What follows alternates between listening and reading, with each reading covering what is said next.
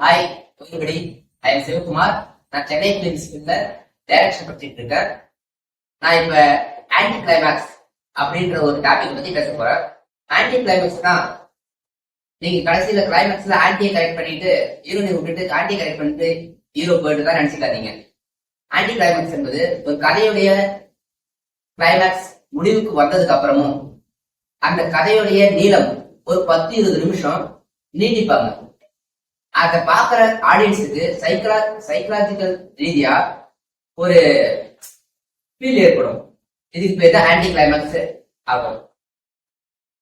இதுக்கு எடுத்துக்காட்டா பீஸ்ட் படம் சொல்லலாம், வேலாயுத படம் சொல்லலாம், இன்னும் நிறைய படம் இருக்கு. பீஸ்ட் படத்துல அந்த படம் முடிஞ்சதுக்கு அப்புறமும் ஹீரோ எல்லாத்தையும் காப்பாத்தி வெளியே விட்டுருவாரு. அதுக்கப்புறமும் ஒரு 10-20 செகண்ட்ஸ் சில பல காட்சிகள் போயிட்டு இருக்கும்.